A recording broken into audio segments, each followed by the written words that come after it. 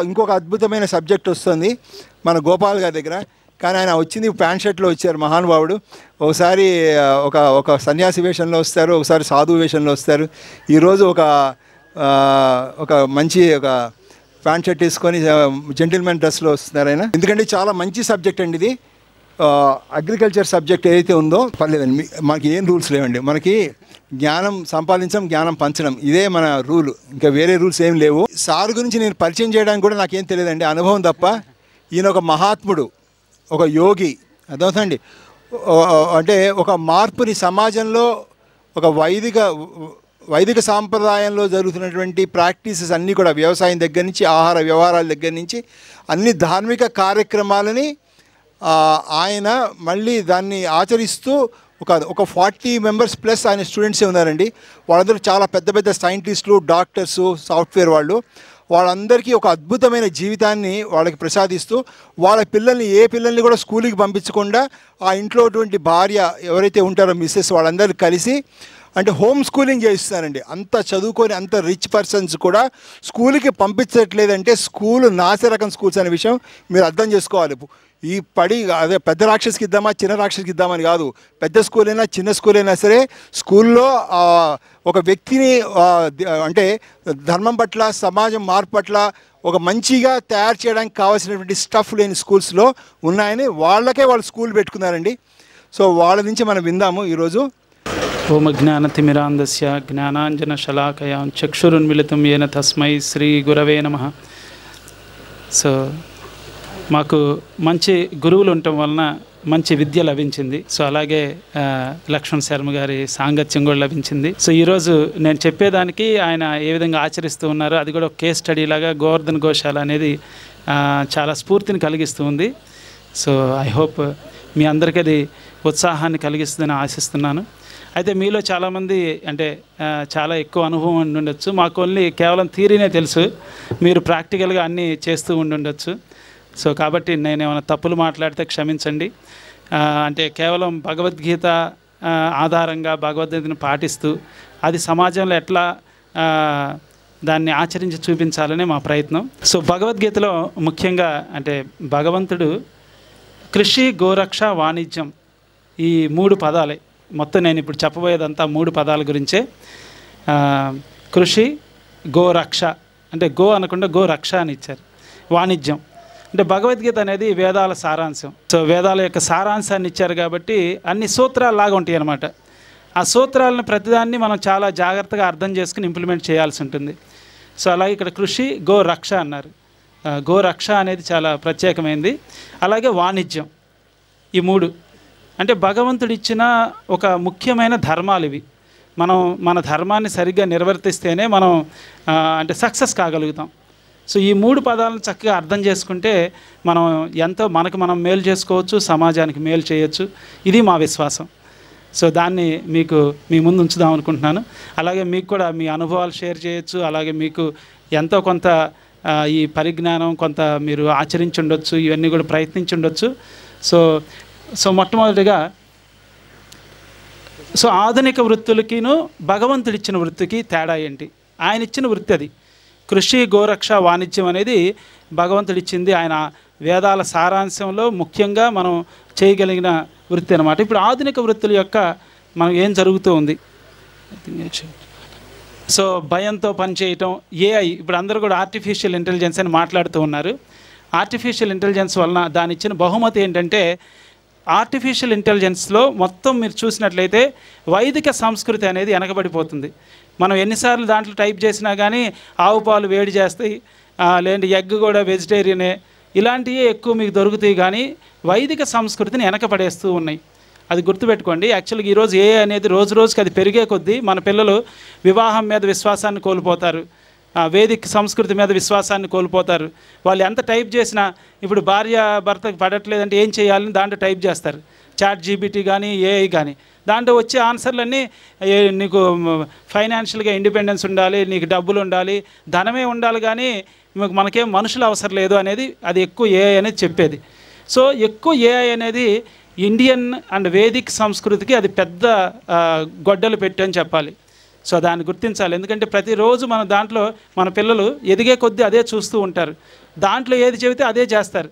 మనం వాళ్ళకి ఏదైనా ఆరోగ్యం బాగోకపోతే ఇమీడియట్ టైప్ చేస్తారు, డాక్టర్ దగ్గరికి వెళ్ళరు, ఏఐలో కొడతారనమాట. అప్పుడు దాంట్లో ఏం చేస్తుంది, అదేదో ఇస్తుంది. ఇప్పుడు మనం వెళ్ళి మెడికల్ షాప్కి వెళ్ళి మనకు నచ్చిన మెడిసిన్ తీసుకుంటే ఎలా ఉంటుందండి? డాక్టర్ని అడగాలి, దానికి ఎంత మోతాదు ఉంటుంది, దాంట్లో ఏం తీసుకోవాలి, విరోచనానికి ఒకటి ఉంటుంది, అలాగే కాన్స్టిపేషన్కి ఒకటి ఉంటుంది. సో ఈ విధంగా ఏంటంటే మనకే అన్నీ కూడా ఇన్ఫర్మేషన్ ఇవ్వటం వలన ఆ ఇన్ఫర్మేషన్ రాసిందంతా కూడా వెస్ట్రన్ స్కాలర్స్ రాసినయే, వెస్ట్ వాళ్ళు రాసిందే ఎక్కువగా ఏఐలో ఉంటుంది. ఎంత సెర్చ్ చేస్తే అంత అంటే మన సంబంధాలు తెగిపోతాయి. అంటే దాంట్లో ఏమంటారంటే నీకు కష్టంగా ఉందా వదిలే అంటారు, కానీ కష్టంగా ఉందా ఓర్చుకో అని చెప్పరు. కానీ భగవద్గీతలో చెప్పింది అంటే ఓర్చుకోమని చెప్పారు. మాత్రా స్పర్శాస్తు కౌంతేయ శీతోష్ణ సుఖదుఃఖద. అలా కాబట్టి మనకి ఇప్పటివరకు కుటుంబాలు నిలబడి ఉన్నాయి. తల్లిదండ్రుల మీద మనకు విశ్వాసం ఉంది. వాళ్ళు ఎన్నో ఒడిదుడుకులు ఎదుర్కొని మనల్ని పెంచారనే విశ్వాసం ఉంది. ఇవన్నీ పోతాయండి ఏఐతో. మనకి తల్లిదండ్రులు అవసరం, ఏఐలో కొడితే అంత ఆన్సర్ వచ్చేస్తుంది. అంటే సంబంధాలు అనేవి బాగా దెబ్బతింటాయి. వైదిక సంస్కృతి అనేది వెనక్కి వెళ్ళిపోతుంది. దాంట్లో కూడా అర్జున అని కొడితే వస్తాయి, కానీ దాంట్లో నేర్పించేదంతా కూడా వాళ్ళ నుంచి నెగిటివ్ గురించి నేర్పిస్తుంటారు. కర్ణుడు గొప్పవాడు అంటే చెబుతుంటారు. అట్లా రకరకాలుగా. అంటే మీకు జస్ట్ ఉదాహరణ చెబుతున్నాను. సో ఎప్పుడు జాబ్ పోతుంది అనే భయంతో పనిచేస్తూ ఉన్నారు ఈ రోజున. ఎందుకంటే ఏ ఇచ్చిందంటే అది పచ్చడి లాంటిదండి. పచ్చడి కనుక మనం తిన్నాం అనుకోండి, మిగిలినన్నింటినీ అరిగింపజేస్తుంది, అది కూడా అరిగిపోతుంది. అలాగే ముందు ఏఐ వచ్చేసి మిగిలిన జాబులన్నీ పోగొడుతుంది. తర్వాత దాంట్లో జాబ్ చేసే వాళ్ళకి కూడా జాబులు ఉండవండి. ఎందుకంటే ఒకసారి ఇదంతా రాసేసిన తర్వాత దాంతో ఏం ఉపయోగం ఉండదు. సో కొంతమంది అంటూ ఉన్నారు మా ఫీల్డ్కి వచ్చేసరికి చాలా టైం పడుతుందిలేండి ఏఐ అని. అంతే ఎక్కువ టైం పట్టదండి. సో రాను రాను ఇది చాలా తొందరగా మా సమాజాన్ని ప్రభావితం చేయబోతుంది. ఎన్నో జాబులు పోబోతుంది. ఎంతోమంది భయంతో ఎప్పుడు మనని తీసేస్తారో, ఏ రోజు మనకి కాలు వస్తుందో అని చెప్పి భయంతో ఉంటున్నారు ఈరోజు. అదే మనం చూసినట్లయితే వైదిక వృత్తులు కృషి, గోరక్ష, వాణిజ్యం. మన తల్లిదండ్రులు వ్యవసాయం అంటే మనకి ఈరోజు వ్యవసాయం ఆటోమేటిక్గా వచ్చినట్టే, మనమే ఎదుక్కోవాల్సిన అవసరం లేదు అటు ఇటు వెళ్ళి. సో భగవంతుడిచ్చిన వృత్తులు అనేవి ఎప్పటికీ ఉంటాయండి. దాంట్లో రిసెషన్ అనేది ఉండదు. మనకి మిగిలిన వాటిలో సాఫ్ట్వేర్లు ఇట్లా రిసెషన్ ఉంటుంది, కానీ మనం ఒక లక్షల సంవత్సరాలుగా మనం పాటిస్తూ వస్తున్నాం. దాంట్లో రిసెషన్ అనేది ఏం లేదు. తండ్రి ఏది చేస్తున్నాడో అదే వృత్తి కొనసాగేది.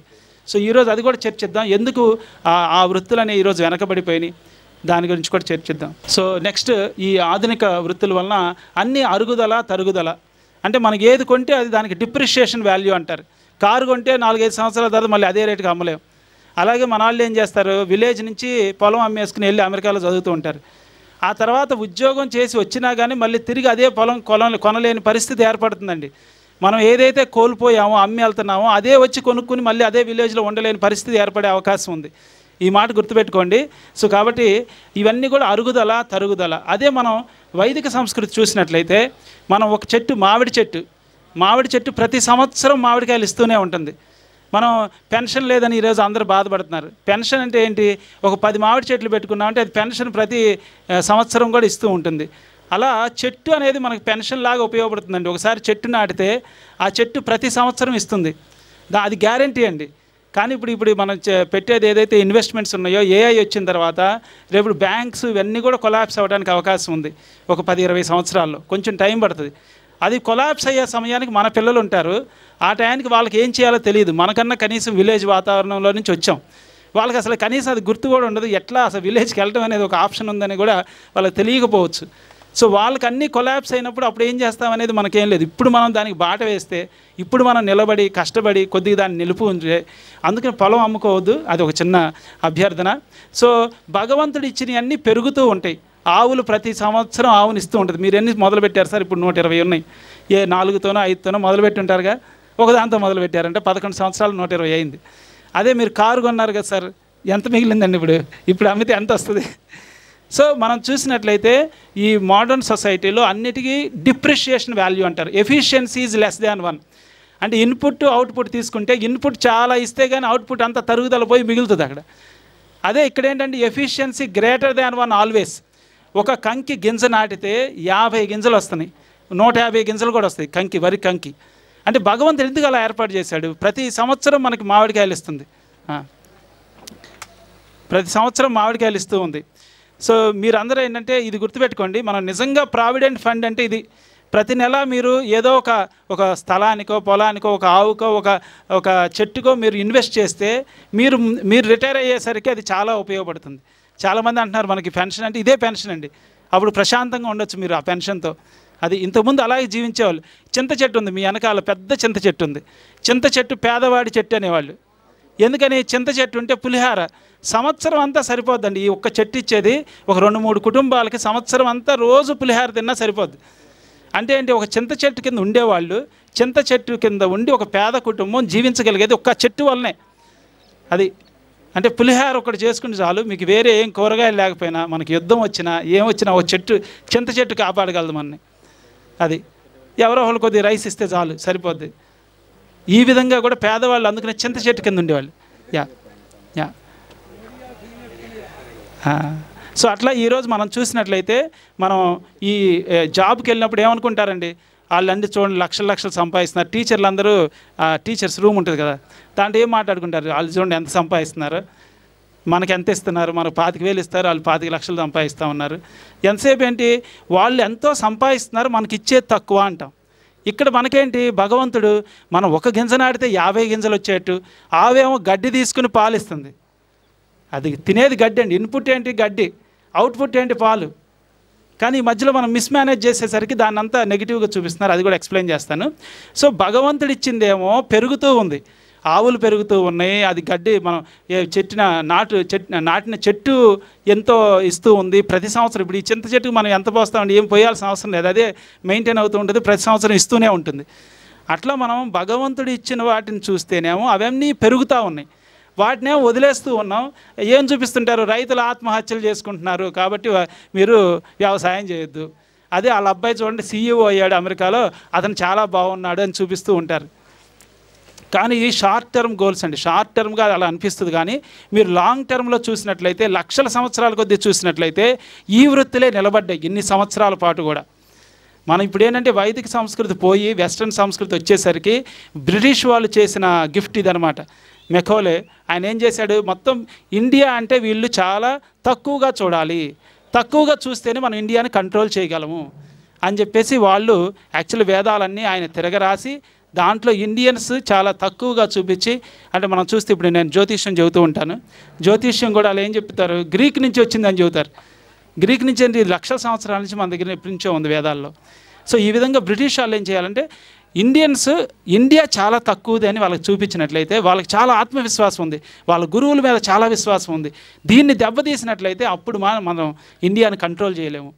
ఎందుకంటే ఇండియాలో చాలా సంపదలు ఉన్నాయి, అసలు పేదవాళ్ళు లేడు, వాళ్ళకి అసలు ఇంటికి గొళ్ళెం కూడా లేదు, ఇల్లుకి వాళ్ళు తాళం కూడా వేసుకోవట్లా, దొంగలు ఎవరు లేరు, అందరూ హ్యాపీగా ఉన్నారు. ఇలా అయితే లాభం లేదు, మనం ఆ ఇండియాని కంట్రోల్ చేయలేము. మనం ఎడ్యుకేషన్ వాళ్ళు తప్పు, వాళ్ళ గురువులు తప్పు అని చూపించాలి, వాళ్ళ కల్చర్ తప్పు అని చూపించాలి, వాళ్ళు చాలా సిగ్గుపడేటి చేయాలి, మనం గొప్పది, వెస్ట్రన్ కల్చర్ గొప్పది అని చెప్పాలి. ఆ విధంగా ఆయన పుస్తకాలు రాసి ఆ విధంగా వాళ్ళు స్కూళ్ళు పెట్టి, మొత్తం స్కూల్ సిస్టమ్ ఏంటండి, ఇంతకుముందు మన గురుకులు అంటే ఒకటే టీచర్ ఉండేవాళ్ళు, ఇప్పుడేంటి మనకి 10 మంది ఉంటారు కాబట్టి ఎవరికి డెడికేట్ అవ్వడు టీచర్, అది స్టూడెంట్, టీచర్ కూడా స్టూడెంట్కి కమిట్ కాదు. ఆ విధమైన సత్సంబంధం లేకపోతే వాళ్ళని ఈజీగా మభ్యపెట్టచ్చు, మనం ఏది చెబితే అది నమ్ముతారు. ఈ విధంగా ఇండియాని దెబ్బతీసి ఇప్పటికీ దెబ్బతీస్తూనే ఉన్నారు. మన పిల్లలు ఏమనుకుంటారు, అమెరికాలో పుట్టుంటే అంత ఈజీగా ఉండేది, ఇక్కడ పుట్టాం పొరపాటున అని చెప్పి అనుకుంటూ ఉన్నారు మన పిల్లలు. ఇది అంటే 1837 నుంచి జరుగుతుంది, ఇది ఆల్మోస్ట్ 200 సంవత్సరాలుగా.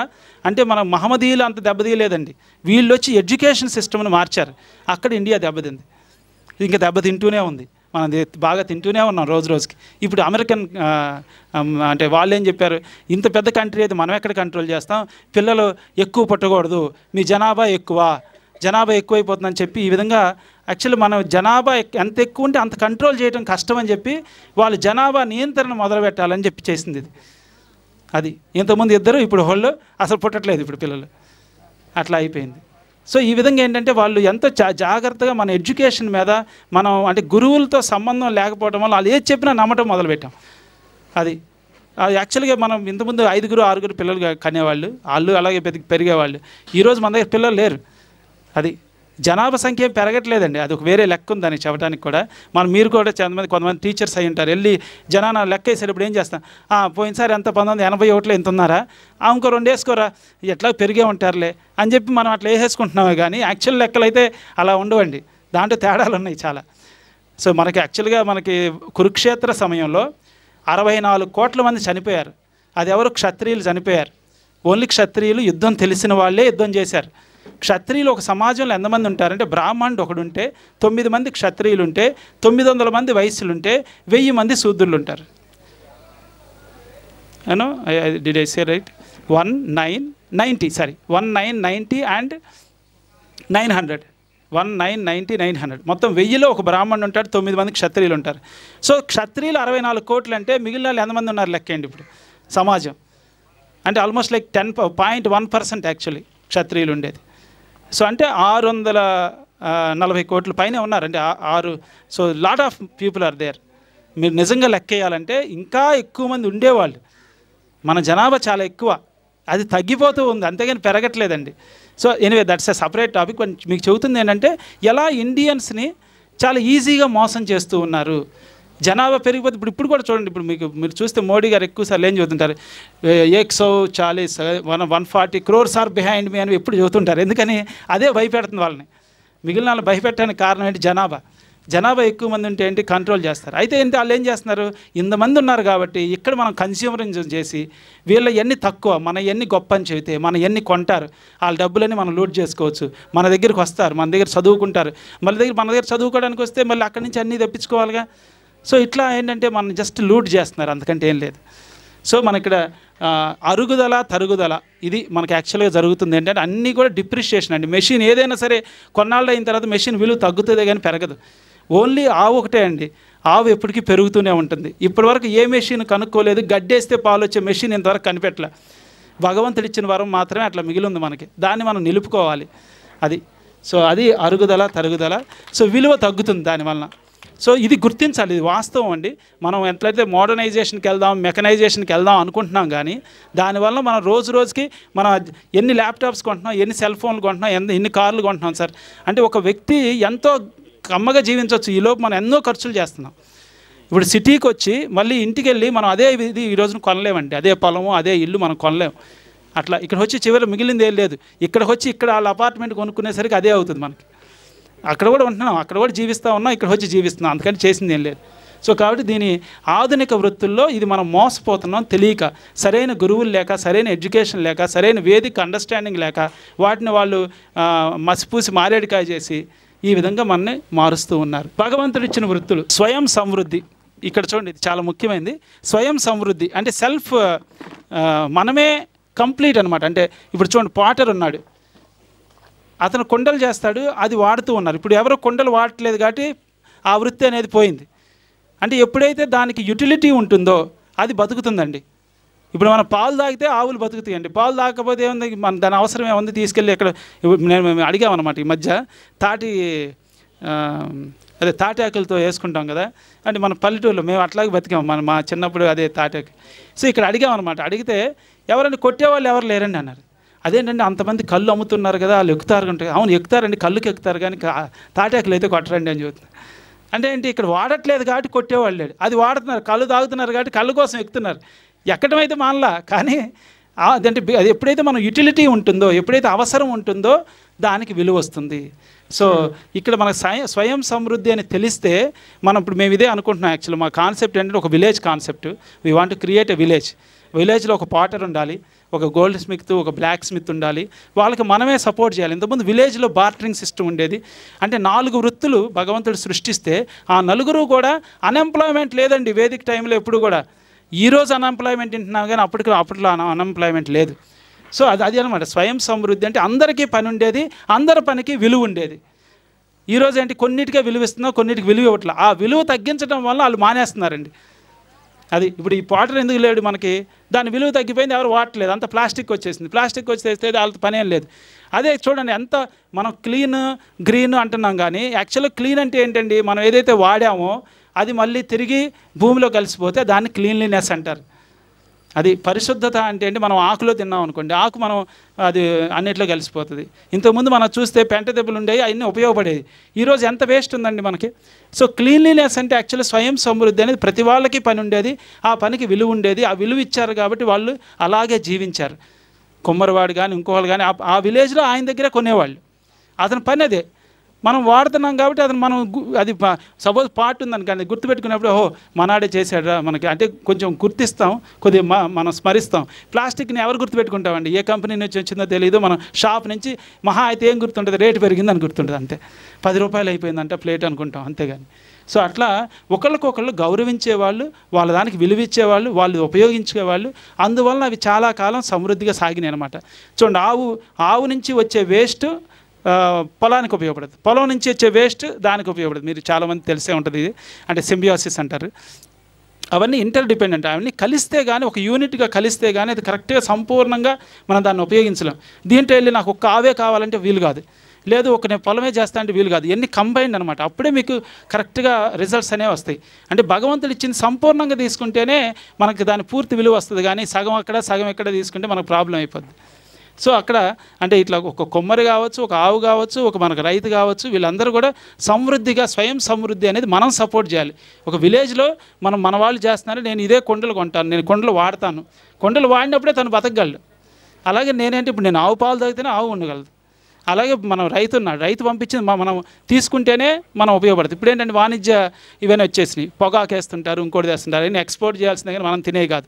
అంటే మన అవసరానికి ఏదైతే పండించాలో అది దాని నుంచి వాణిజ్యం మనకు రేట్ ఎక్కువ వస్తుంది అనేదే మనం ప్రాఫిట్ మోటివ్. అది ఇమీడియట్ ప్రాఫిట్ మోటివ్, కానీ లాంగ్ టర్మ్లో అది కలిసి రాదండి. అది మన ఆరోగ్యాన్ని చెడగొడుతుంది, వేరే వాళ్ళ ఆరోగ్యాన్ని చెడగొడుతుంది. సో కాబట్టి ఇది కంప్లీట్ యూనిట్. మనం కనుక సహకరిస్తే, ఒకరికొకరు సహకరించి విలువిస్తే, ఇంక మనం బయటికి వెళ్ళాల్సిన అవసరం ఉండకూడదు. అది మనం బయటికి వెళ్ళాల్సిన అవసరం లేదు. యాక్చువల్లీ ఇండియా అనేది సెల్ఫ్ సఫిషియెంట్. మనం వాళ్ళొచ్చి కారు ఇచ్చి, వాళ్ళొచ్చి పెట్రోల్ తీసుకోమని, మళ్ళీ వాళ్ళ దగ్గరికి వెళ్ళి అప్పు తీసుకుని మనం పెట్రోల్ కొనుక్కుంటూ ఉన్నాం. ఇండియాలో ఇంతకుముందు ఎప్పుడు కూడా బయటికి వెళ్ళాల్సిన అవసరం లేదు. బయట వాళ్ళు ఇక్కడికి వచ్చారు కానీ మనం ఎప్పుడు బయటికి వెళ్ళాలి. ఎందుకని మనకి అక్కడ ఆల్రెడీ మనకు ఉండాల్సిన అన్నీ ఇచ్చేసాడు భగవంతుడు. ఇక్కడ సంతృప్తిగా హ్యాపీగా ఉంటున్నాం మనం. వాళ్ళు వచ్చి డిస్టర్బ్ చేసి, బ్రిటిష్ వాళ్ళు వచ్చి మనకు టీ ఇచ్చి, కాఫీ ఇచ్చి, ఆ పెట్రోల్ ఇచ్చి, వాటి కోసం ఇప్పుడు పరిగెత్తూ ఉన్నాం, అప్పులు చేస్తూ ఉన్నాం.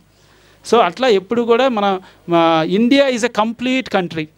కానీ మనం ఈ విదేశాల్లో గౌరవం పొందాలని వాళ్ళ దగ్గర కొనుక్కునేది, మనం కొన్ని ఇచ్చేది, ఇట్లా యాక్చువల్గా మనం వీక్ అయ్యాం కానీ స్ట్రాంగ్ అవ్వలే. సో కాబట్టి ఇది స్వయం సమృద్ధి complete unit. Next, so Khandava Prastha, ఇది ఒక చిన్న ఉదాహరణ మీకు, శాస్త్రికి ఎగ్జాంపుల్ చెప్పమన్నారు కాబట్టి. Is this the last one or mean between? Yeah, okay. So భగవంతుని మాటపై విశ్వాసం. సో మీకు ఉదాహరణ చెప్పాలని, ఇది యుధిష్ఠిర్ మహారాజ్, ధృతరాష్ట్రుడు ఏమనుకున్నాడు, యుధిష్ఠిరుని మోసం చేద్దాం, ఏదో ఒకటి కట్టబెట్టి తప్పించుకుందాం అని చెప్పేసి ఏమి పండన్ ప్లేస్, ఏమి పండన్ ప్లేస్ ఏమి ఇచ్చారు, కాండవ ప్రస్థ ఇచ్చారు. మీ అందరూ తెలిసింది అయినా ఉంటారు. కాండవ ప్రస్థ అంటే ఇలా ఉంటుంది అనమాట. అంటే ఏం పండేది కాదు. ఎందుకని దుర్యోధనుడు ఏమో ఎంతసేపు గొడవ చేస్తున్నారు ఏమి ఇవ్వద్దని, భీష్ముడు విదురుడు ఏం చెబుతున్నారు, ఏదో ఒకటి ఇవ్వాలనైనా, నువ్వు ఇట్లా ఇవ్వకపోతే లాభం లేదని. అందుకని ఏం చేశారు, సరే మనకి అంటారు కదా, నచ్చంది తీసుకెళ్ళి ఇచ్చేస్తే అదే పడి ఉంటారు, ఇచ్చారు అని అనిపించుకోవచ్చు అని చెప్పి కాండవ ప్రస్థ అనేది ఇచ్చాడు. అయితే యుధిష్ఠిరుడికి ఏముంది, భగవంతుడి మాట మీద విశ్వాసం ఉంది. ఇది శ్రీమద్ భాగవతంలో చెప్పబడింది.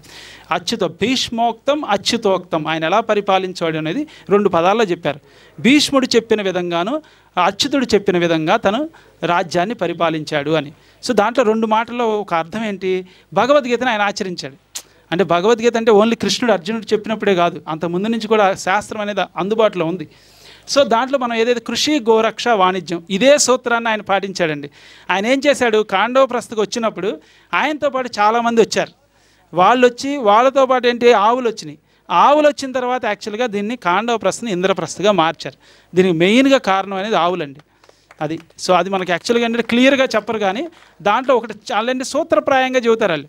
భగవంతుడి మాట మీద విశ్వాసంతో ఆయన కాండవ ప్రస్థని ఇంద్రప్రస్థగా మార్చాడు అని. మరి భగవంతుడి మాట అంటే భగవద్గీత. భగవద్గీత అంటే దాని కృషి గోరక్ష వాణిజ్యం, ఆయన దాన్ని నమ్ముకున్నాడు కాబట్టి ఆవు అనేది ఇలాంటి ప్లేస్ను కూడా పూర్తిగా సారవంతంగా మార్చగలదు. ఆవు పేడ అనేది అది బంగారం కంటే విలువైందనమాట. అది దానికి కూడా ఒక వీడియో ఉంది, యూ కెన్ జస్ట్ చూడండి. ఇది మనం సౌదీ అరేబియా, ఇజ్రాయెల్, స్విట్జర్లాండ్ ఇట్లాంటి వాటిలో కూడా మొత్తం అన్ని ఇసుక నేలలు ఇట్లాంటివన్నీ కూడా ఈరోజు ఆవు పేడ, ఆవు మూత్రంతో మొత్తం మారుస్తున్నారు. మనకంటే వాళ్ళు ఎక్కువగా వాడుకుంటున్నారు దీన్ని. ఇండియా నుంచి ఎక్స్పోర్ట్ చేసుకుంటున్నారు. చూడండి ఈ వీడియోలో మనకు తెలుస్తుంది. Do you know why these trucks are hauling cow dung from India instead of regular dirt?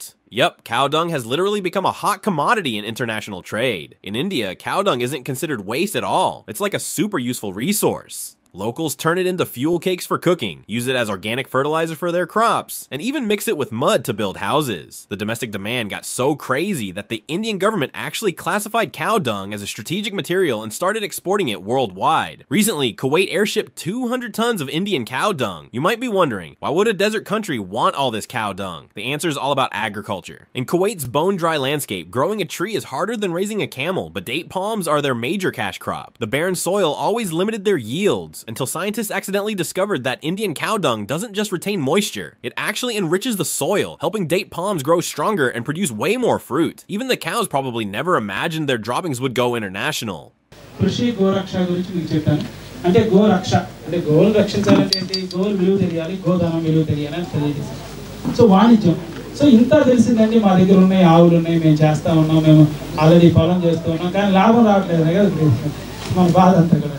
So అది వాణిజ్యం. వాణిజ్యంలో ఇక్కడ మనకు చాలా మోసాలు జరుగుతున్నాయి. అంటే మనం డైరెక్ట్గా మన ప్రోడక్ట్ మనం అమ్ముకుంటే వచ్చే తేడా మీ అందరికీ తెలిసి ఆల్రెడీ చాలా మంది చెప్తూ ఉంటారు, టార్గెట్ చెబుతూ ఉంటారు ఎక్కువగా. సో ఇది వస్తు మార్పిడి అంటే బార్టరింగ్ సిస్టమ్ అన్నారు. ఇప్పుడు మనకు తెలిసిందా, నేను చెప్పాను విలేజ్లో మనకి స్వయం సమృద్ధి అని ఇందాక చెప్పాను. అంటే ఒకళ్ళు పండించింది ఇంకోళ్ళు తీసుకుంటే దానికి విలువిస్తే అందరూ గౌరవించబడతారు, అందరికీ విలువ ఉంటుంది, అందరూ వాళ్ళు చేసేది ప్రొడ్యూస్ చేస్తూ ఉంటారు. ఆ విధంగా మనం నిజంగా మంచి రేటు పొందొచ్చు. అంటే చూడండి, మనకి ఇన్నాళ్ళు ఎప్పుడు రేట్లు పెరగటం అనేది లేదండి వైదిక సంస్కృతిలో. ఎందుకని? వాళ్ళు పాలు ఇచ్చేవాళ్ళు, మీరు చిన్నప్పుడు గుర్తుండి ఉంటుంది, చాకలి పని చేస్తే ఒక బస్తా బియ్యం ఇచ్చేవాళ్ళు, బస్తా బియ్యం కానీ వడ్లు కానీ ఇట్లా ఇచ్చేవాళ్ళు, పంటలు పండడం కానీ అందరికి పనిచేస్తూ ఉండేవాళ్ళు. అంటే ఏంటి? వాళ్ళు ఏం డబ్బులు ఇచ్చేది కాదు, వాళ్ళు వస్తారు మంగళవాడికి కానీ లేదంటే చాకలి వాళ్ళకి కానీ ఇంకోళ్ళకి కానీ అందరికీ ఒకరికి ఒక బస్తా అన్నర అరబస్తా ఇట్లాంటివి లెక్క ఉండేది. అంటే ఏంటి? మన దగ్గర వడ్లు పండి వాళ్ళకి ఇచ్చాం అంతే, మధ్యలో అసలు డబ్బులు వాడేవాళ్ళం కాదు. అంటే ఇప్పుడు మనం బయటకు వచ్చామంటే జేబులో డబ్బులు లేకుండా బయటకు రాలేని పరిస్థితి, అఫ్కోర్స్ సెల్ ఫోన్ లేకుండా రాలేని పరిస్థితి వచ్చేసింది ఇప్పుడు. సో అప్పట్లో ఏంటి? అసలు డబ్బులు వాడాల్సిన అవసరం ఉండేది కాదు. రోజు డబ్బులు వాడుతున్నాం అనుకోండి, ఏమనుకోండి, డబ్బుల మీద విశ్వాసం వస్తుంది, డబ్బులు లేనిదే బతకలేము, పెన్షన్ లేనిదే బతకలేము అని. అదే అసలు ఇంతకుముందు డబ్బులు వాడేవాళ్ళు కాదు. అప్పుడు ఏం గుర్తుండేది? చింత చెట్టు ఉంది, మన పంట వస్తే ఇచ్చేస్తాం అనేవాళ్ళు అందరూ, పంట రాగానే ఇచ్చేస్తాం అనేవాళ్ళు. ఎప్పుడన్నా ఎవరైనా అడిగితే డబ్బులు పంట రాగానే ఇచ్చేస్తాం. ఇది పంట రాగానే ఆ పంట ఒక అర అంటే ఏదో ఒకటి బస్తా ఇచ్చేసేవాళ్ళు. సో అట్లా అప్పులన్నీ అలా తీర్చుకునేవాళ్ళు. వాళ్ళకు కూడా వాళ్ళకి కావాల్సినవి వీళ్ళకి ఇచ్చేవాళ్ళు, కూరగాయలు కానీ ఇంకోటి కానీ. ఇప్పుడు చెట్టు ఉందనుకోండి, మామిడి చెట్టు 500 మామిడికాయలు వస్తే ఒకళ్ళే తింటారా? అప్పుడు ఇచ్చేవాళ్ళు అందరికీ, చుట్టుపక్కల అందరూ విలేజ్లో అందరికీ తలా ఒక 5, 4, 10 ఇచ్చేవాళ్ళు. వాళ్ళకి పండి వీళ్ళకి ఇచ్చేవాళ్ళు. సో ఈ విధంగా అసలు డబ్బులు అవసరం రాలేదు. ఈరోజు డబ్బు లేకుండా మనం ఏం చేయలేకపోయేసరికి డబ్బు మీద మనుషులు డబ్బుల మీద విశ్వాసం వచ్చింది. ఇంతకుముందు అంటే డబ్బుల మీద కంటే కూడా మనుషుల మీద విశ్వాసం ఉండేది. సరే పెద్ద ఆయన చెప్పాడు, పోనేరా ఈసారి పంట పండలేదు, వాళ్ళని వదిలేసి అలా నువ్వు అంటే ఇప్పుడు కిరాణా దగ్గరికి తీసుకునేవాళ్ళు అనుకోండి, వాళ్ళు పెద్దవాళ్ళు చెప్పేవాళ్ళు ఈసారి పంట పండలేదు, ఈసారి వచ్చినప్పుడు మళ్ళీ పండినప్పుడు బాగా ఇస్తాడులే. అట్లా మనుషుల మీద విశ్వాసం ఉండేది, పెద్ద మనుషులు ఉండేవాళ్ళు. ఈ విధంగా బార్టరింగ్ సిస్టమ్ ఒక న్యాయంగా జరిగేది. అందువలన ప్రతి వాళ్ళు పద్దాక మనం డబ్బులు చూడాల్సిన అవసరం లేదు. ఈరోజు అన్ని డబ్బుల్లోకి మారిగానే మనకు రావట్లా. మనం అనుకోవటం మనకి ఈసారి బాగా పంట పండిందని, కానీ గిట్టుబాటు ధర లేదండి అంటారు చాలామంది. చెప్పే మాట ఏంటని? ఎందుకని? వాళ్ళు ఏం చేస్తారు, ఆ టైంలో రేటు తగ్గించేస్తారు.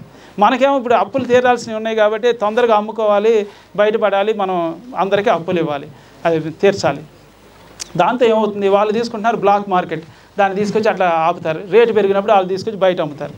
సో మనం ఈరోజు చాలామంది చెబుతుంటారు తెలంగాణలో వరి పంట పెరిగింది, వరి బాగా పండిస్తున్నామని. కానీ బియ్యం రేట్ ఏమైనా తగ్గిందా అండి? ఎందుకు తగ్గలే? మరి ఇంత పండిస్తున్నాం కదా. మరి ఇంతకుముందు మహబూబ్ నగర్లో అంత పండేది కాదు, ఇప్పుడు బాగా పండిస్తున్నారు, నీళ్ళు వచ్చినాయి, వరి పంట పండిస్తున్నారు, 2 పంటలు పండిస్తున్నారు. అయినా కానీ మన బియ్యం రేటు ఎందుకు తగ్గలే? అది ఆలోచించాల్సిన విషయం. ఇంతకుముందు అసలు రేట్లు పెరగటం అనేది లేదు. వైదిక సంస్కృతి ఇన్ని లక్షల సంవత్సరాల్లో ఏమి అసలు దాంట్లో అసలు రేటు అనేది మాట్లాడుకునేది ఏం లేదు. నా దగ్గర ఉంది నీకు ఇస్తాను, నీ దగ్గర ఉంది నాకు వస్తుంది అంతే. ఈరోజు ఏమంటే మనం ఇంత పంట పండిస్తున్నా మన బియ్యం రేటు ఎందుకు తగ్గలా? మధ్యలో వాళ్ళు ఏదో చేస్తున్నారు, అది లెక్క. అంటే వాళ్ళ దగ్గర తక్కువ తీసుకునేది, అది అంత దాచిపెట్టేది, రేటు ఇంతే రేటు అనేది కొనుక్కుంటే కొనుక్కో, లేదంటే చావు. మనం వెళ్ళి రైతు దగ్గరికి వెళ్ళి వడ్లు కొనుక్కోలేంగా. అసలు వడ్లు ఇక్కడ పండుతాయి, దాన్ని తీసుకెళ్ళి మిషన్లో వేసి అంటే రైస్ వస్తుందని కానీ చాలామంది మన పిల్లలకి తెలియకపోవచ్చు. అది లేదు మా ఫాదర్ ఉన్నాడు, ఏదో తీసుకొస్తున్నాడు, టమాటాలు తీసుకొస్తున్నాడు, క్యారెట్లు తీసుకొస్తున్నాడు, అది షాప్ నుంచి వస్తుంది అనుకుంటున్నాడు, కానీ అది పంట నుంచి వస్తుందని కూడా తెలియకపోవచ్చు. ఎందుకంటే రోజు అదే కదా చూసేది. సో ఏదైతే మనం చూస్తూ ఉంటామో అదే మనం నమ్ముతూ ఉంటాం, దాని మీద విశ్వాసం పెరుగుతూ ఉంటుంది. సో కాబట్టి బార్టరింగ్ సిస్టమ్ అనే దాన్ని మధ్యలో దళారులు వచ్చి వాళ్ళ ప్రాఫిట్ కోసం కష్టపడే వాళ్ళ దానికంటే కూడా ఈ మధ్యలో వాళ్ళు ఉండే వాళ్ళు ఎక్కువ తీసుకోవడం అయిపోయింది. అది ఇప్పుడు ఈరోజు మనం అమ్మేదంతా షాప్లో సూపర్ మార్కెట్లో కొనుక్కోవడం కానీ వాళ్ళు ఎంత చేస్తే అంతకి సైలెంట్గా వెళ్ళి కొనుక్కొస్తాం, బేరం కూడా ఆడడం. ఇంతకుముందు అయితే కనీసం బేరం ఆడేవాళ్ళు బయట అయితే, సూపర్ మార్కెట్లో బేరం ఆడతామా, వాళ్ళు ఎంత చేస్తే అంత చెప్పేసి సైలెంట్గా తీసేసుకుని రావడమే. సో అందుకని ఈ బార్టరింగ్ సిస్టమ్ వాణిజ్యంలో వచ్చిన మార్పు వల్ల మనం మోసపోతూ ఉన్నాం. సో నెక్స్ట్, సో విలువ తెలియచేస్తే డిమాండ్ పెరుగుతుంది. ఇదండి మేము మెయిన్గా వర్క్ చేస్తుంది ఇక్కడ. అంటే ఎడ్యుకేషన్ చేయాలి. ఎడ్యుకేషన్ అంటే మేము ఇప్పుడు సర్లాగా 120 ఆవులు మేము పెంచలేకపోవచ్చు, కానీ వాటి విలువ తెలిసి ఆయన గౌరవించి ఆ ప్రోడక్ట్స్ మనం కొనుక్కొని దాన్ని ఎంకరేజ్ చేసినట్లయితే, అలాగే నలుగురికి ఎడ్యుకేట్ చేస్తే, మేము ఇప్పుడు మా కొలీగ్స్ అంటే పక్కన ఇప్పుడు మా DRDO సైంటిస్ట్ ఉన్నారు, పక్కన అలా చెబుతూ ఉంటారు ఆవు విలువ ఏంటి, ఆ ప్రోడక్ట్స్ ఏంటి, దానికి మనకి ఎలా ఆరోగ్యం మంచిది. చాలామంది చెప్పేదంటే ఆవు పాలు వేడి చేస్తాయండి, అది మంచిది కాదని. యాక్చువల్లీ ఎన్ని అపోహలండి, వాటిలో ఏమీ వాస్తవం లేదు. ఎందుకంటే మరి లక్షల సంవత్సరాలు అందరూ ఇదాగే బతికారు. సుఖదేవ్ గోస్వామి కేవలం పాలు తాగే జీవించాడు, అసలు ఏం వేరే ఏం తాగలేదు. అప్పుడైనా లెక్కేసి వేడి చేసిందా. సో ఇవన్నీ ఏంటంటే వెస్ట్రన్ వాళ్ళ యొక్క బిజినెస్ని పెంచుకోవడం కోసం ఇండియన్ బిజినెస్ని తగ్గించడానికి చేసిన ప్రయత్నాలే కానీ వీటిలో వాస్తవం లేదు. సో అట్లా మనం ఒకరికొకరికి అంటే మనం ఎవరిని కలిసినా కానీ ఇప్పుడు చూడండి, ఫోన్ ద్వారా కావచ్చు, మన రిలేటివ్స్కి కావచ్చు, ఫ్రెండ్స్కి కావచ్చు, మనం ఇది అంటే ఒక కంకణం కట్టుకున్నాం మేము, కనీసం ఈ ఎడ్యుకేషన్ చేద్దాం మనం. ఎందుకంటే విలువ తెలిస్తే, ఇప్పుడు గాడిద ఒక ఆయన వచ్చాడంటే ఆ గాడి అది ఇది అహోస్వరం అది ఇది అని దాన్ని బాగా పొగిడేసరికి చాలా రేటుకి అమ్ముకున్నాడు. అంటే ఏంటి, గ్లోరిఫై చేసామనుకోండి, దాన్ని కీర్తించామనుకోండి, దాని రేటు పెరిగిపోతుంది. అట్లాగే మనం ఈరోజు మన దాన్ని కీర్తించట్లా, వాళ్ళంతా వెస్ట్రన్ దాన్ని కీర్తించేసరికి మనం ఇవన్నీ వదిలేసి వెళ్ళిపోతున్నాం. సో మనం మన వైదిక సంస్కృతిని దాంట్లో ఉన్న ఈ అంశాలను కనుక చర్చించినట్లయితే చాలామంది ఈ ప్రోడక్ట్స్ కొని మనకి కొంత సపోర్ట్ లభించడానికి అవకాశం ఉంటుంది. ఇది మేము ఎక్కువగా పనిచేస్తుంది. ఎట్లా ఎడ్యుకేట్ చేద్దాం, నలుగురికి ఎడ్యుకేట్ చేద్దాం. మనం ఎంతమందిని కలుస్తూ ఉంటాం, కలిసినప్పుడల్లా ఒక 5 నిమిషాలు దీని గురించి చెప్పటమో మాట్లాడటం ఉంటే వాళ్ళ మనసులో కొంతన్న మార్పు వస్తుంది, కొంతన్న దీన్ని సపోర్ట్ చేయడానికి అవకాశం వస్తుంది. సో అందుకని ఎడ్యుకేషన్ అనేది మేము సొల్యూషన్గా ఎంచుకున్నాం. దాని విలువ తెలిస్తే వాళ్ళు దీన్ని సపోర్ట్ చేస్తారు. సో ఇది అండి మా ముఖ్యమైన అంశము. సో అలాగే పాల ఉత్పత్తుల్లో అమ్మకాల్లో కష్టాలు మనం ఈరోజు చూసినట్లయితే, అంటే పాలు పెతకడానికి మనిషి దొరకడు, లేదు మనం చూడండి ఇంట్లో పని అమ్మాయి సరిగ్గా లేకపోతే ఏం చేస్తాం, వెళ్ళి వాషింగ్ మెషిన్ కొనుక్కొని వస్తాం, అంతేగా చేసేది. అంతేగాని వాళ్ళతో కూర్చొని అమ్మాయి ఏం కష్టాలు ఏం రావట్లేదు ఎందుకని మనం ఆలోచించం, ఎందుకంని అంత టైం లేదు మన దగ్గర. సో అంటే మనిషిలో సంబంధాలు తగ్గిపోతే మిషన్లు పెరిగిపోతాయి ఇంట్లో. అది ఇదే బెటర్లే, మిషన్ అయితే స్విచ్ ఆన్ చేసుకుంటే మాట ఉంటుంది, వీళ్ళేమో మాట ఎంతో వచ్చి అంత పైపైన తుడిసేసి వెళ్ళిపోతుంది. బయట ఇప్పుడు అనేది అదే, ఏంటండి రైతు మీరు ఎందుకు చేయట్లేదంటే, ఏంటండి పని వాళ్ళతో అసలు ఎంత కష్టంగా ఉంది, అసలు ఈ మధ్య ఈ గవర్నమెంట్లు మారి దగ్గర నుంచి మరీను అని చెప్పి అంటూ ఉన్నారు. సో దీనికి ఒక మంచి సొల్యూషన్ ఉంది. యాక్చువల్గా సార్ ఇది మంచి ఇంప్లిమెంట్ చేస్తున్నారు. నేను వచ్చి అడిగినప్పుడు ఆయన చెప్పారు, నా దగ్గర ఉన్న పని వాళ్ళందరినీ నా కుటుంబీకుల్లాగా చూసుకుంటున్నాను, వాళ్ళ పిల్లలకి ఎడ్యుకేషన్ గురించి ఆయన ఆలోచిస్తున్నారు. సో మేము హోమ్ స్కూలింగ్ చేస్తాం ఫ్రీగా, డోంట్ వర్రీ. ఎందుకంటే ఆయన వాళ్ళని కుటుంబీకుల్లాగా చూసుకుంటున్నారు కాబట్టి ఈరోజు మీరు ఇక్కడ ఈ మాత్రమే వచ్చి కూర్చొని చూడగలుగుతున్నారు. ఇదంతా కూడా అదే అండి సూత్రం. అంటే మనం కొద్ది కష్టపడి వాళ్ళని ప్రేమించినట్టయితే, ఒక అన్యోన్యత భావాన్ని వాళ్ళకి ఇస్తే, వాళ్ళకు ఒక నమ్మకాన్ని కలగజేస్తే, మీకు ఏది ఉన్నా కానీ నేను కష్టాన్ని నేను చూసుకుంటాను అనే మనం భరోసా ఇస్తే వాళ్ళు చాలా చేయగలరు. అది మనిషి ఏంటంటే ఒక విశ్వాసం ఉంటే ఎంతైనా చేస్తాడు. మనం విశ్వాసం లేకపోతే వచ్చి అది సార్ అయిపోయింది, పని అయిపోయింది, 700 ఇస్తారా, 1000 రూపాయలు ఇస్తారా నా. సో అందుకనే ఎప్పుడు కూడా రోజువారీ కూలీల కంటే కూడా రెగ్యులర్గా ఉండే వ్యక్తులు, ఒక సంబంధంలో ఉండే వ్యక్తులు బాగా చేయగలుగుతారు. ఆ సంబంధాన్ని అందించగలిగి ఉండాలి. లేదంటే మనకి ఇప్పుడు ఇట్లాంటివి కనిపిస్తాయి. చివరికి ఏం చేస్తారు, ఆవును అమ్మేస్తారు. ఎందుకంటే బికాజ్ పిండే వాళ్ళు ఎవరు లేకపోతే ఏం చేస్తాం, ఆవుని పంపించేస్తాం ఎక్కడో వచ్చేటికి. సో అట్లా ఈరోజు పిండేవాళ్ళు లేకపోవచ్చు, లేదంటే దాన్ని తీసుకెళ్ళి అమ్మేవాళ్ళు లేకపోవచ్చు, దాన్ని మనం అమ్మితే కొనేవాళ్ళు లేకపోవచ్చు. అన్ని రకాల సమస్యలు మనం ఈరోజు వాణిజ్యంలో ఎదుర్కొంటున్నాం. దాంట్లో ఇది ఒక సమస్యకు ముఖ్యమైన పరిష్కారం. ఒక మంచి సంబంధ బాంధవ్యాలు కలిగి ఉంటాం. అది వాళ్ళని ప్రేమిస్తే మన అది ఒక ఇన్వెస్ట్మెంట్ అండి. అది లైఫ్ లాంగ్ వాళ్ళు కట్టుబడి ఉంటారు. అప్పుడు మన ఆవు కూడా మన దగ్గర ఉంటుంది, అప్పుడు మనం పొలం కూడా చేయొచ్చు. అన్నిటికీ ముఖ్యంగా మనకు చేసే పని వాళ్ళని ప్రేమించాలి. అది ఒక ఆదర్శంగా ఆయన చేస్తున్నారు, దాన్ని మేము అభినందిస్తున్నాం. అది నేను ఇక్కడ ఈ గోశాలకు వచ్చి ఒక మంచి ముఖ్యమైన పాయింట్ నేర్చుకున్నాను, అది ఒక మంచి success. So next, so that's what I'm పని వాళ్ళని. సో సమైక్య కృషి అవసరం. ఇదేంటంటే ఒకరితో అయ్యేది కాదండి ఇది. అందుకు నేను ఇందాక చెప్పాను, మనం డబ్బులు నమ్ముకుంటే మనుషులు నమ్ముకోలేము, మనుషులు నమ్ముకుంటేనే ఇది సాధ్యం అవుతుంది. అది ఈరోజు మనుషులు నమ్మలేకపోవడం వల్ల ఈ అగ్రికల్చర్ కానీ ఇదన్నీ కూడా ఫెయిల్ అవుతుంది. చివరికి ఫ్యాక్టరీ ప్రొడక్షన్కే మిగులుతుంది. కొన్నాళ్ళ తర్వాత ఏముందండి, పెద్ద పెద్ద కంపెనీలు వచ్చేసి మొత్తం అన్ని కొనుక్కెళ్తారు. ఆ తర్వాత వాళ్ళు 200 అన్నా 300 అన్నా మనం బియ్యం కొనుక్కోవాల్సి వస్తుంది. మనకి ఇంకే ఆప్షన్ ఉండదు, ఇంకెక్కడ గింజ దొరకదు బయట. సో కాబట్టి మనం కొంత ఆప్యాయత ఇవన్నీ కూడా మనం అంటే వీటిని నమ్మాలి. మనం ఈరోజు వాటిని నమ్మకుండా మెషిన్ కొనుక్కొచ్చుకుంటే మనం రేపు పొద్దున మన పిల్లలు ఇబ్బంది పడతారు. వాళ్ళకి అసలు ఇక ఈ మెషిన్లన్నీ ఎట్లా రేట్లు పడిపోతాయిగా. సో అప్పుడు మొత్తం రోజు రోజుకి భారతీయులు చాలా పూర్గా తయారవుతున్నారు. ఇంతకుముందు మనం ఇంకా చాలా రిచ్గా ఉండేవాళ్ళం, ఎన్నో పొలాలు ఎన్నో ఉండేది. ఈరోజు అన్నీ అమ్ముకుని మనం పేదవాళ్ళం అయిపోతూ ఉన్నాం. సో కాబట్టి ఇది సమిష్టి కృషి అవసరం. సో ఉమ్మడి కుటుంబాలు సత్సంబంధాలు దీనికి దోహదం చేస్తాయి. ఇది మేము చేస్తుంది ఇక్కడ కూడా హైదరాబాద్లో ఒక 27-26 సంవత్సరాలుగా నేను భగవద్గీత అవన్నీ పాటిస్తూ ఉన్నాను. అలాగే మాకు ఒక చిన్న సత్సాంగం, అట్లా మేమందరం ఒక కుటుంబంగా ఉంటాం. ఆ కుటుంబం వల్ల మేము ఒకరికొకరు చాలా పంచుకోగలుగుతున్నాం, ఒకరికొకరు ధైర్యాన్ని ఇచ్చుకోగలుగుతున్నాం. అలాగే ఈరోజు ప్రోడక్ట్స్ కూడా సార్ దగ్గర చెప్పాను, సార్ మీ దగ్గర ఏం ప్రోడక్ట్ ఉంటే చెప్పండి, మేము అన్నీ కొనేస్తాం, మా కుటుంబానికి అంతా అది ఉపయోగపడుతుంది. ఆ విధంగా మీకు కనీసం ప్రోత్సాహం ఇచ్చిన వాళ్ళం అవుతాం. సో ఈ విధంగా ఆయనకు వాణిజ్యం అంటే సార్ అన్నీ చేస్తున్నారు కానీ ఈరోజు దాన్ని అమ్మటానికి దగ్గర అక్కడ ఆయన ఇబ్బంది పడుతున్నారు. అక్కడ కనుక సహాయం చేసి సపోర్ట్ చేస్తే గ్యారంటీకి ఈ గోశాల ఇంకా దినదినాభివృద్ధి అవుతుంది. అలాగే ఆయన అనుకున్న లక్ష్యం నెరవేరుతుంది. ఆయన గురువు గారు ఇచ్చిన మాటని ఆయన చక్కగా నిలబెట్టుకున్న వాళ్ళు అవుతారు. సో అది మా ప్రయత్నం, ఆయనకి సహకరించాలి అని చెప్పేసి ఉద్దేశంతో మేము ఇక్కడ రావడం జరిగింది. So the last side. So భగవంతుని మీద విశ్వాసమే అసాధ్యాన్ని సుసాధ్యం చేయగలదు. ఈరోజు అందరూ కూడా ఎలర్జీని సినర్జీ అంటున్నారు. ఏదన్నా రైతు అంటే ఏమంటారు, ఓన్లీ ఆత్మహత్యల గురించే మాట్లాడతారు కానీ రైతు ఆనందంగా ఉన్నాడు అని చెప్పి ఎక్కడ చూపించరు. చూడండి, అంటే ఈరోజు ఏంటి, అందరూ నిరుత్సాహంతో ఉన్నారు. ఎక్కడ కూడా ఉత్సాహమైన ఇన్ఫర్మేషన్ లేదండి. బాగున్నారు, అంత చక్కగా ఉన్నారు, ఆనందంగా ఉన్నారని ఇక్కడ చూపించరు. సో కాబట్టి భగవంతుడి మీద విశ్వాసం ఉండి ఆయన ఈ వృత్తులు ఇచ్చాడు, ఆయన ఈ విధంగా సమిష్టిగా ఉండమన్నాడు, ఇవన్నీ చక్కగా యాజిటీజ్గా మనం పాటించినట్లయితే ఈ అసాధ్యం, ఈరోజు ఏదైతే అసాధ్యం అనుకుంటున్నా దాన్ని మనం సుసాధ్యం చేయొచ్చు. సో నమస్తే sir, thank you very much.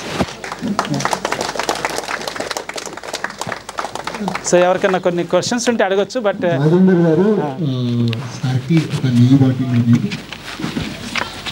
సత్కరిస్తారు, ఎందుకంటే వీరు వేద పండితులు, మంచి స్కాలర్. సో వాళ్ళని గౌరవించుకోవడం మన అదృష్టం.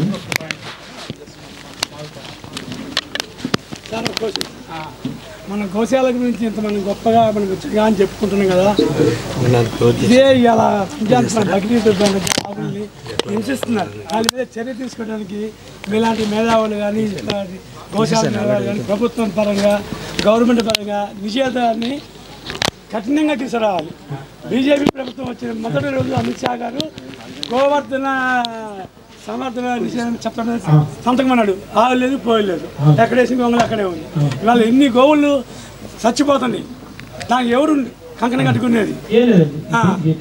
మనం ఒక ఆవు ఉంటే 100 ఆవులు తిని చెప్పి మనం గొప్పగా చెప్పుకుంటున్నాం, గోవు ఉత్పత్తులను గొప్పగా చెప్పుకుంటున్నాం. అసలు రక్షించే వాళ్ళు ఎవరు లేడు. రక్షణ కావాలి. ప్రభుత్వం ఏంటి, పోలీసు డిపార్ట్మెంట్ ఏంటి, అసలు అందరూ ఎవరు? అవునండి, మన మా ఊళ్ళో ఉన్నాయండి. నేను ప్రతిరోజు గోవుల్ని సరే చూడండి, దేనికైనా కానీ మనం మారితే మన కుటుంబం మారుతుంది, మన కుటుంబం మారితే సమాజం మారుతుంది, సమాజం మారితే దేశం మారుతుంది. సో కాబట్టి మనం కంకణం కట్టుకుందాం. దీనికి కావాల్సింది ఎడ్యుకేషన్. నలుగురికి దీని యొక్క అవేర్నెస్ అంటాం మనం, దీని గొప్పతనం. ఇందాక అదే అన్నాను, దీని విలువను తెలియజేద్దాం. విలువను తెలియజేస్తే వాళ్ళే మారుతారండి. సో మనం దాని విలువను ఇంకా పెంచుకుందాం. మన హృదయంలో ఇంకా అంత విలువ లేదేమో, అందుకని ఇట్లాంటి భగవంతుడు ఇంకా ఎలవ్ చేస్తూ ఉన్నాడు. మనం ఇంకా కంకణం కట్టుకుని మనం ఇండివిజువల్గా దీంట్లో సీరియస్గా మనం ఇందాక చెప్పినట్టుగా నలుగురు కలిసినప్పుడు మాట్లాడుకోవడం, దీని విలువను తెలియజేయడం, విలువను పంచుకోవడం. విలువ తెలిస్తేనే దాని విలువ ఎవరైనా గౌరవిస్తారు. ఈరోజు అంతా నేను చెబుతున్నాను కదా, మీడియా కాదు, ఇప్పుడు ఏ వచ్చిన తర్వాత మొత్తం జెర్సీ ఆవులకే విలువిస్తుంది. కానీ మన ఇండియన్ ఆవు ఏంటంటే 2 లీటర్లు కూడా పాలు ఇవ్వట్లేదు, లీటర్ కూడా రావట్లేదు అంటున్నారు. అవునా కదా? ఎందుకని ఇండియన్ ఆవుకి జెర్సీ ఆవుకి తేడా ఏంటండి? ఇండియన్ ఆవు ఏంటంటే మీరు ఎంత ఎఫెక్షన్గా ఎంత ప్రేమతో చూసుకుంటేనే అది ఒక తల్లిలాగా పాలిస్తుంది. అదే మనం సరిగ్గా చూసుకోకుండా దాన్ని పట్టించుకోకుండా జెర్సీ అంటే ఎట్టయినా వస్తుందండి.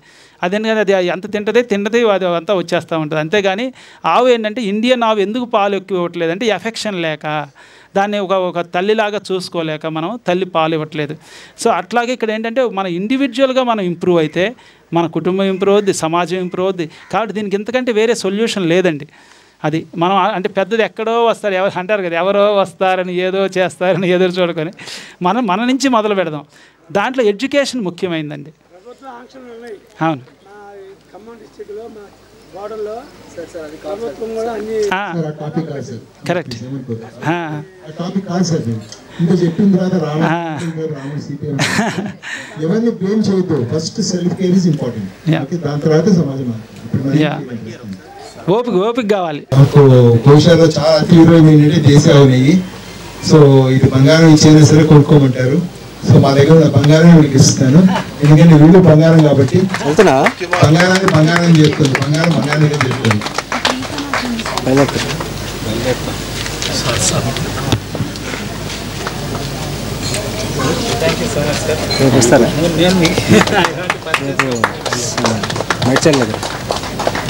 అయితే ఇప్పుడు మీరు గమనించారు కదా, ఫస్ట్ నేను మాట్లాడినా, తర్వాత రాజేంద్ర గారు మాట్లాడినా, తను మాట్లాడినా. GGSPK ముఖ్య లక్షణాల్లో ఆరోగ్యం, self care is very very important. మనం కేర్ తీసుకోకపోతే మనకి ఏమీ చేయలేం, మనకి కానీ మన కుటుంబానికి కానీ సమాజం కానీ. తర్వాత నెక్స్ట్ లక్ష్యం, రైతులందరూ కూడా వ్యాపారస్తులు కావాల్సిందే. సార్ చెప్పినట్టుగా వాటర్ సిస్టంలో మనం వ్యాపారం అవ్వాలి. మళ్ళీ ఎక్కడైతే మనకి ఎదురుదాడి జరుగుతుందో, combination of east and west అంటాడు కదా, మనం ఎక్స్పోర్ట్ కూడా చేయగలగాలి. ఎందుకంటే ప్రకృతి వ్యవసాయంలో పండించిన పంటకి మార్కెట్ ఉందా అమెరికాలో? యాపిల్ ఫోన్కి మార్కెట్ ఉందా? మీరు చెప్పండి. ప్రకృతి వ్యవసాయానికి మన దగ్గర ఉన్నంత మంచి ప్రకృతి ఎక్కడ లేదు కాబట్టి మనం ఎక్స్పోర్ట్ చేద్దాం. రాజేంద్ర గారు ఇక్కడికి ఆగారు, ఇంకా మనకి ఇక్కడ మనకి కార్పొరేట్ దగ్గరికి వెళ్ళారు. రాజేంద్ర గారు ఇంటర్నేషనల్ మార్కెట్ వెళ్ళే లోపల మనం మన ప్రకృతి వ్యవసాయం ద్వారా అద్భుతాలు సృష్టిస్తూ ఆవును తీసుకెళ్తూ ఎక్స్పోర్ట్ చేద్దాం. మళ్ళీ అట్ ద సేమ్ టైం మన గ్రామంలో మన వాళ్ళకి సమృద్ధిగా చేసుకుంటూ, ఎక్కువ 2 ఎకరాలు చాలు. ఓకే అండి. సో వాటిని నెక్స్ట్ నేను మార్కెటింగ్ మోడల్లో Mandya method and Rajendra method, technology method అన్ని కలిపి నేను చెప్తానండి. సో బ్రేక్ తీసుకుంటాం, బ్రేక్ తర్వాత మళ్ళీ స్టార్ట్ చేస్తాము. ఇప్పటివరకు ఈ 3 సెషన్లో ఉన్న విషయాన్ని ఒక కంక్లూడ్ చేస్తున్నాను వేగంగా కొటేషన్ ద్వారానే. ఈ 3 క్లాసెస్లో గోపాల్ గారు కానీ రాజేంద్ర గారు కానీ పొద్దున నేను మాట్లాడిన దాంట్లో కానీ దాని యొక్క సారాంశాన్ని ప్రూఫ్గా వేగంగా కొటేషన్ ఇస్తున్నాను నేను. నిజంగా నచ్చితే మీరు లేచి అందరూ క్లాప్స్ కొట్టి ఆ ప్రమాణం చేయండి. ఆ విధంగా ప్రయత్నం చేస్తాను. First let us be gods, then help others to be gods, be and make. Let this be our motto. Say not man is a sinner, tell him that is a God. Even though if there were a devil, it is our duty to remember God always, not the devil. మరి వేగంగా పిచ్చోడా అండి. మరి అందరిని మన ఏమంటాడు మన అందరినీ? First let us be gods, then help others to be gods. అంటే మనలో ఉన్న పవర్ఫుల్ పర్సనాలిటీ కనెక్ట్ అయ్యి వేరే వాళ్ళ పవర్ఫుల్ పర్సనాలిటీ కనెక్ట్ అయ్యి వాళ్ళ చెడులు మంచులతో సంబంధం లేకుండా అలా ఉన్నా కూడా పట్టించుకోకుండా వాళ్ళ ఉన్న డివినిటీని కనెక్ట్ అయ్యి ముందుకు అడిగేయమంటున్నాడు. సో నిజంగా మీకు నచ్చిందా ఇది? రైట్, లేచి నిలబడి ట్రై చేయండి. First we have to try to excel our self. So గాడ్గా అవడానికి మనలో గాడ్ ఉన్నాడండి, అంతటా గాడ్ ఉన్నాడు. ఆ గాడ్కి కనెక్ట్ అవుతాం ఏ విధంగా అయినా సరే, అద్వైతంగా కానీ ద్వైతంగా కానీ భక్తిగా కానీ ఏ విధంగా అయినా సరే గాడ్కి కనెక్ట్ అవ్వడమే. సార్ గోపాల్ గారు లాస్ట్ సెంటెన్స్ ఇచ్చారు, భగవంతుడితో కనెక్ట్ అయితే అసాధ్యం కూడా సుసాధ్యం అవుతుందని చెప్పి. ఆ అసాధ్యాన్ని సుసాధ్యం చేసుకోవడానికి మీరు అందరు ఇక్కడ కష్టపడి వచ్చారు కదండి. దానికి GGSPK మీకు ఒక స్ఫూర్తిని ఇస్తుంది. ఇలాంటి ఇన్ఫర్మేషన్ తోటి మీరు ట్రై చేయండి. మనసులో ఒకసారి ప్రతి ఒక్కరు చెప్పండి, నేను గాడ్కి కనెక్ట్ అవ్వడానికి ప్రయత్నం చేస్తాను పూర్తిగాని. చెప్పండి, నేను గాడ్కి కనెక్ట్ అవ్వడానికి పూర్తిగా ప్రయత్నం చేస్తాను. నేను గాడ్కి కనెక్ట్ అవ్వడానికి పూర్తిగా ప్రయత్నం చేస్తాను. మార్కెటింగ్ స్కిల్ ఆయన చూస్తాడు. మీ యొక్క కుటుంబ క్షేమం, మీ ఆరోగ్య క్షేమం అన్నీ దొరుకుతాయి. Move with God you can move mountains అండి. సో ఒక 15 minutes బ్రేక్ తోటి మళ్ళీ రండి. మళ్ళీ మార్కెటింగ్ అనే మేజర్ టాపిక్ మళ్ళీ నేను తీసుకుంటున్నాను. నేను విత్ డిజిటల్ ప్రజెంటేషను ఆఫ్లైన్ ఆన్లైన్లో నేను కొత్త సిస్టమ్ మొదలుపెట్టాను. ఇప్పుడు మాండ్యా మెథడ్ ఎలాగైతే మీకు చెప్తున్నానో రాజేంద్ర గారి మెథడ్ కూడా ఒకటి అర్థమవుతుందండి. ఈ మెథడ్ విత్ టెక్నాలజీని యూజ్ చేసి మార్కెట్ చేద్దాము. మేము మీ ఊరికి నెలకు ఒకసారి శ్రీనివాసరెడ్డి గారు కనుక అనుగ్రహిస్తే, బ్యాక్ టు రూట్స్ అనుగ్రహిస్తే, ప్రతి ఊరికి వచ్చి ఈ విధంగా ప్రచారం చేసి మిమ్మల్ని అందరినీ ప్రకృతి వ్యవసాయం వైపు తీసుకువెళ్ళేటట్టుగా, ఆవులు మీకు దొరికేటట్టుగా మనం అందరం కూడా అద్భుతమైన సక్సెస్ సృష్టించడానికి ప్రయత్నం చేద్దాం. థ్యాంక్ యూ అండి. మరిన్ని అప్డేట్స్ కోసం బ్యాక్ టు రూట్స్ యూట్యూబ్ ఛానల్ని సబ్స్క్రైబ్ చేసుకోండి.